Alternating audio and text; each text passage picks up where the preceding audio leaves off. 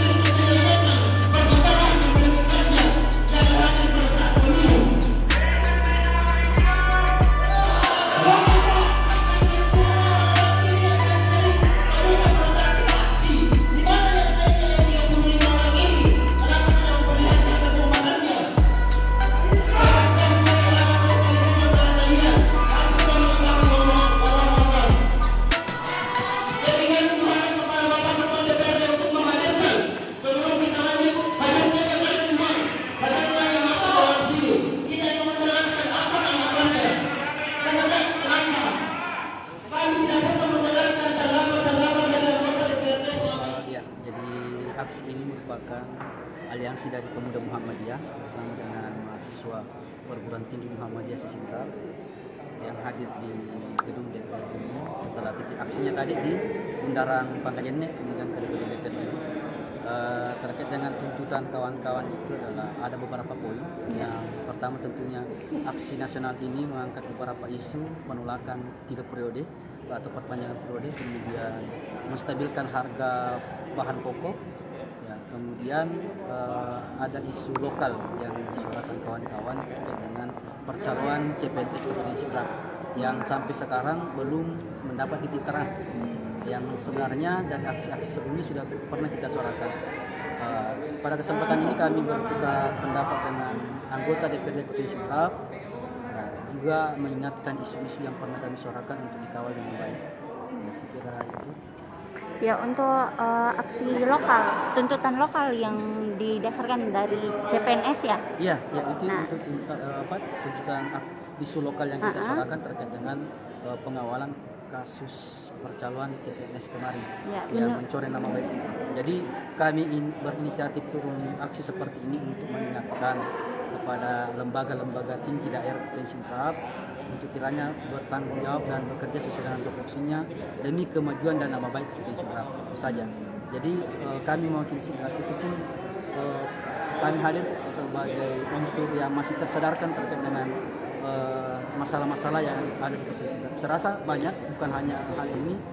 Tinggal bagaimana kedepannya sinergitas antara perwakilan daerah ataupun lembaga-lembaga tinggi yang lain, baik penegak hukum ataupun lembaga eksekutif bisa mengseriusi untuk kebaikan Provinsi Sidrap ke depan. Ya, jadi untuk yang CPNS itu belum ada titik terang yang diberikan. Yang sampai sekarang belum, pernah memang mencuat beberapa waktu yang lalu, tapi sampai sekarang tidak ada titik kejelasan terkait dengan sudah sejauh mana isu ini digiring, apakah sudah masuk ke ranah hukum ataupun ada langkah-langkah yang lain.